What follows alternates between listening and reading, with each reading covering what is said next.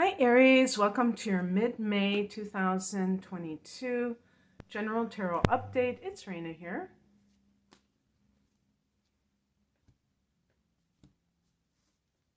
You have a powerful lunar eclipse on the 16th. My camera. It's funny. What did I say? And what? Wow. That is in the 8th house. This can bring things out. This can bring things out, then I get that card.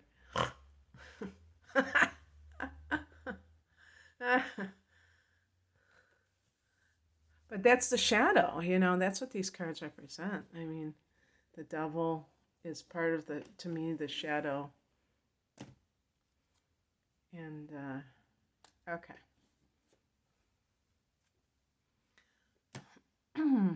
Okay. The heart of the matter is the moon.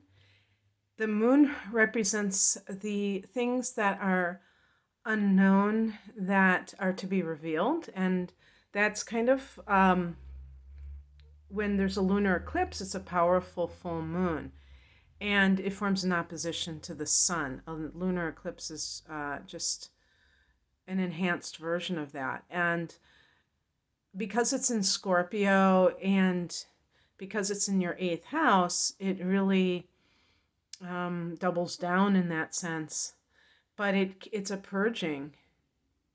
People detox during the full moon for that reason. And so anything that is being kept from the light could come out. And that could have a very, I was going to say, an unsettling effect on you, but ultimately a cleansing effect, because you no longer are operating under a delusion or illusion. In the past position is the Star card, another major arcana card. This is about hope restored, healing. And I think that, and this is a card of Aquarius, by the way, as a sign. I think that there isn't really a contradiction between these two cards. It can be that you're going on your own journey of healing. And so that is another thing that I think happens. It's like if somebody's on the spiritual path or they're having a spiritual awakening, it's not like everything is roses and sunshine around them. They might have even more obstacles or challenges, because there's a saying, the fiercest demons guard the highest gates. So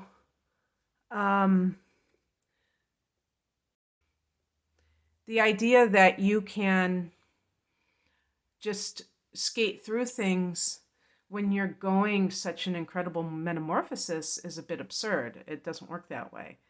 And so being able to, it's like, you know what it's like? It's kind of like a detox process. When somebody detoxes from an addiction, let's say they're getting off of alcohol, and that's a really big one because it can be very dangerous in the detox process. So sometimes you have to have professional guidance with that, because a person can really have severe symptoms. But in that process, it can seem like it's getting worse. It might get worse, before it gets better. So the moon is like, you're starting to heal, but now there's this need for things to kind of come to the surface. And it's kind of safer for that to happen because you're in a better place where you have more sense of your own self. And maybe before you were just trying to survive, you weren't trying to actually heal, because that would have been too much. The higher message is the 3 of Swords.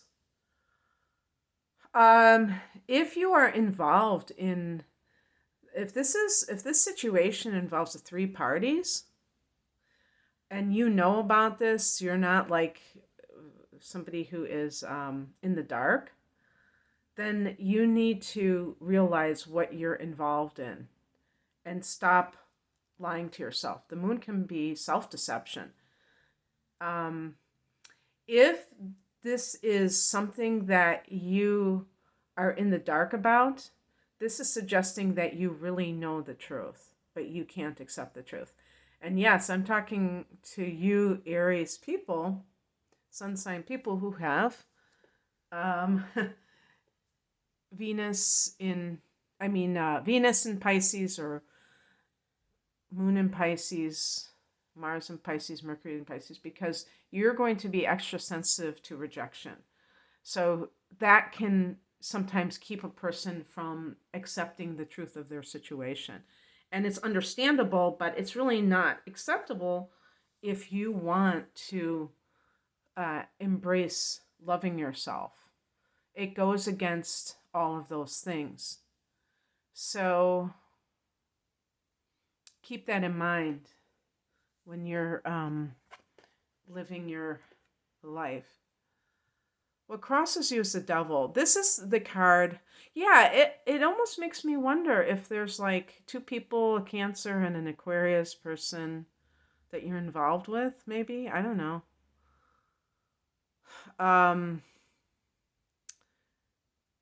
the devil card and the moon card sometimes is a Pisces individual. The devil is what keeps you from moving forward.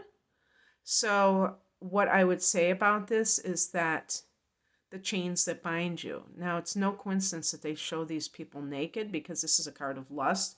And Aries is a very lusty or lustful sign. And Aries people, I'm just putting it out there because your ruler is Mars, that's the sex drive.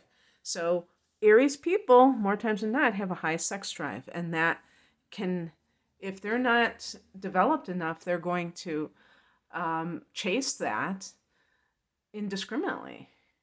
They're just going to go with it, and that can get you in a lot of trouble, let alone misguided relationships.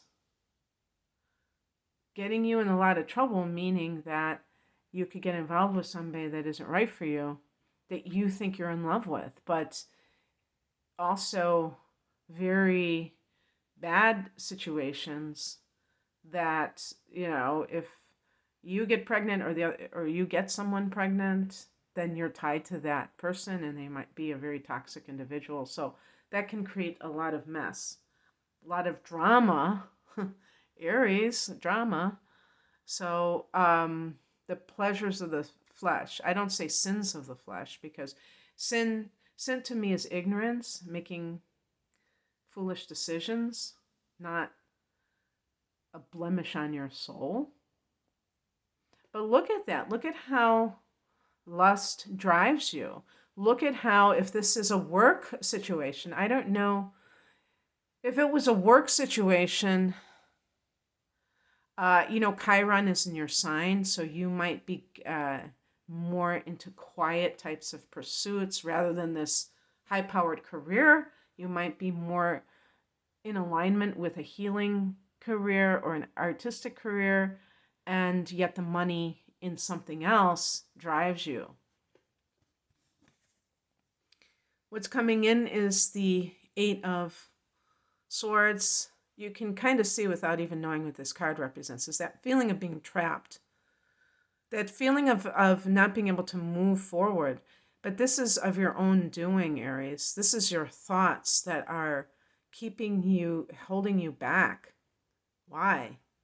Why are you allowing your thoughts to hold you back? It can be because you are focused on lack, focused on not having, and having, the devil being better than, that saying, the devil is still the devil. And also, if any of you are quitting something, you have an addiction, the moon can be about addictions.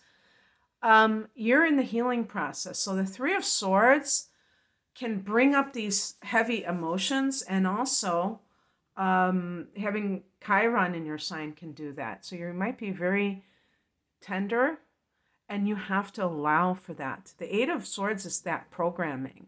Could be from childhood that you're not good enough. All these things can come up and flood your conscious mind, and that's a good thing, because you can stare them in the face, as the illusions they are, and you're able to eradicate them, and you can see them for what they are, as illusions. They're not you. There's somebody else put that into you.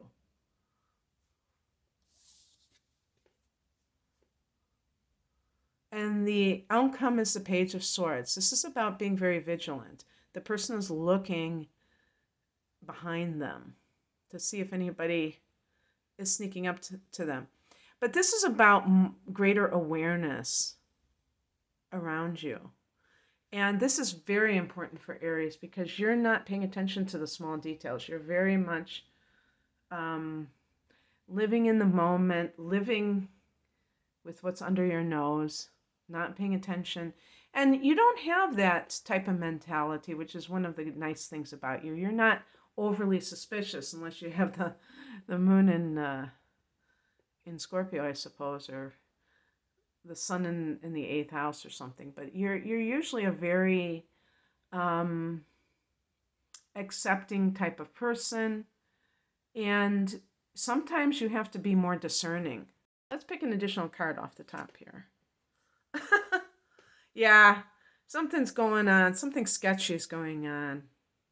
No question about it. I'm going to leave it here because I don't want to whitewash a situation, if there is one for you.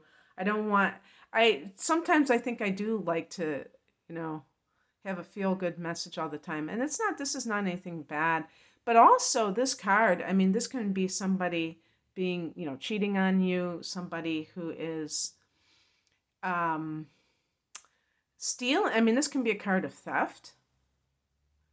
And you may not want to face it. Maybe you know that somebody is stealing your property, and it could be a loved one, and you know that they have an addiction, but you're in denial over it. So these kinds of things. But this is also a card of going on your own, and you're not necessarily broadcasting it.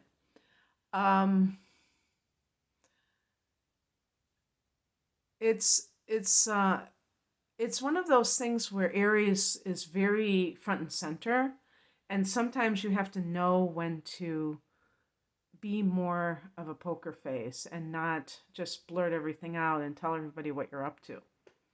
Okay, Aries, that's what I have for you. I hope that this resonated. If you would like a personal reading, I'm primarily an astrologer, and I have double readings at a special price called my Deep Dive double astrology readings for your chart and transits.